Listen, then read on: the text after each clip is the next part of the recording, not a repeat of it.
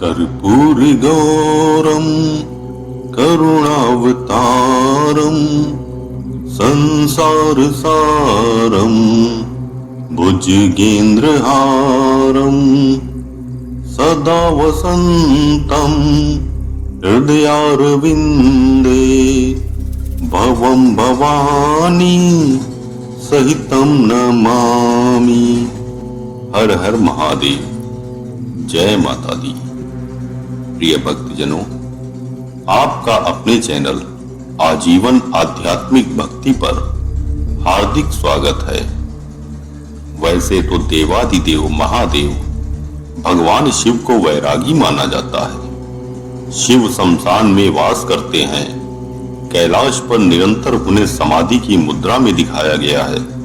भगवान शिव के बारे में यही कहा जाता है कि वे जब अपने नेत्र, विशेषकर तीसरा नेत्र खोलते हैं तो सिर्फ संहार करने के लिए।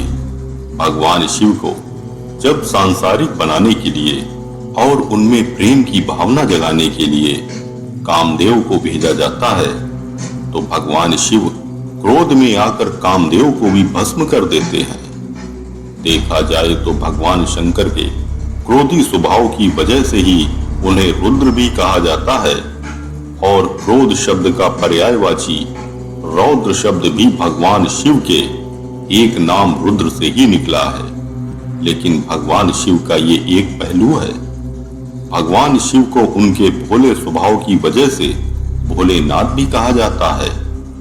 लेकिन एक अन्य पहलू उनका परम प्रेम स्वरूप पति रूप भी है।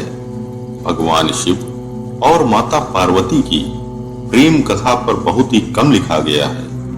भगवान शिव अपनी पत्नी का कहा कभी नहीं टालते।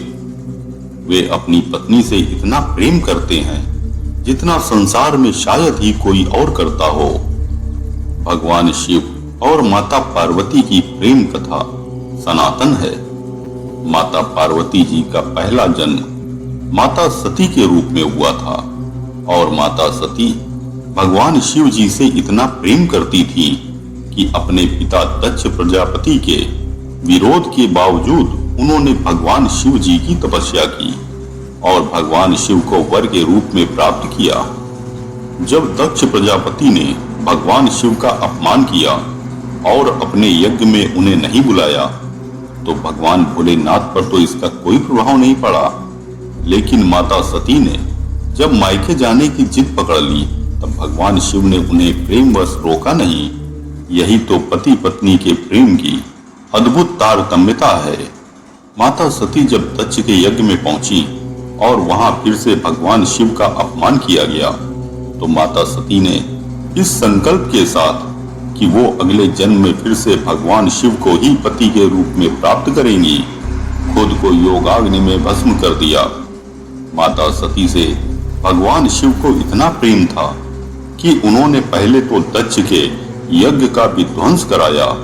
इसके बाद वो माता सती के वियोग में इस स्तर पर पहुंच गए कि माता सती के शरीर को अपने कंधे पर लेकर पूरे ब्रह्मांड में घूम घूम कर तांडव करने लगे।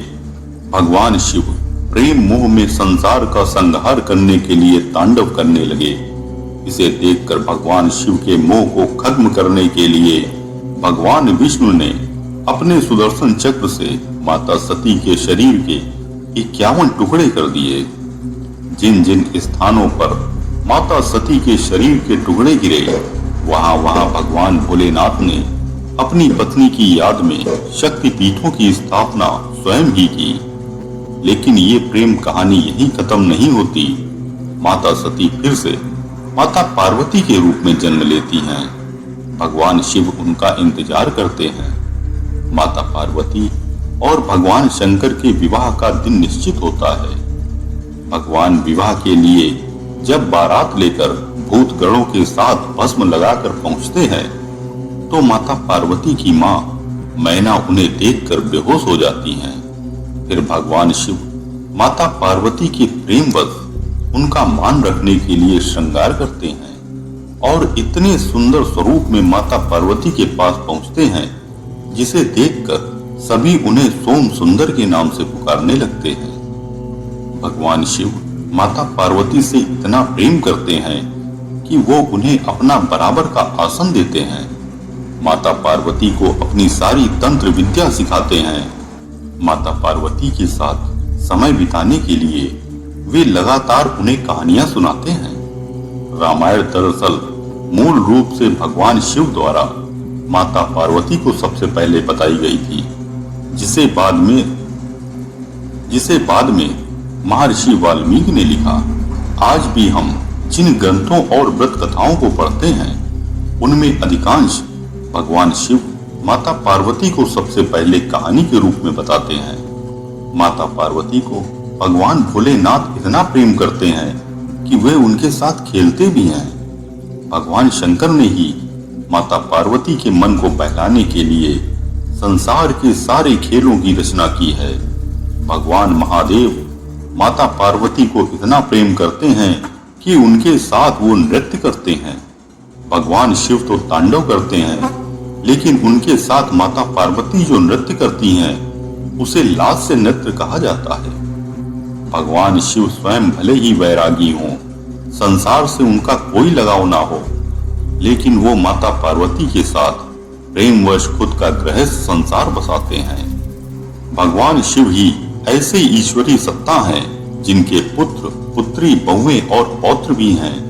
भगवान गणेश और कार्तिकेय जी जहां उनके पुत्र हैं, वहीं अशोक सुंदरी उनकी पुत्री हैं। रिद्धि और सिद्धि उनकी बहुएं हैं। शुभ और लाभ उनके पौत्रों के नाम हैं। कहा जाता है कि माता संतोषी भी भगवान गणेश जी की ही पुत्री हैं, यानी भगवान शिव की पौत्री हैं। इतना बड़ा और वंशानुगत परिवार किसी भी ईश्वरीय सत्ता का नहीं है। माता पार्वती भी भगवान भोलेनाथ से असीम प्रेम करती हैं।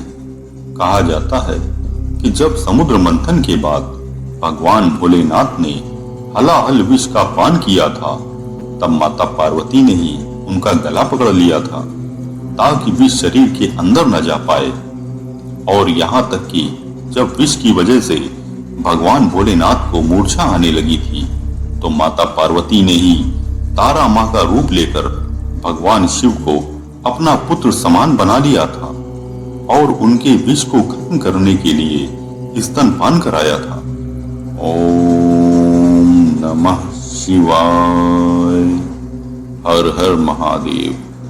प्रिय भक्तजनों, भगवान शिव और माता पार्वती की यह कथा सुनने से दाम्पत्य जीवन सुखी रहता है और भगवान शिव तथा माता पार्वती का आशीर्वाद प्राप्त होता है।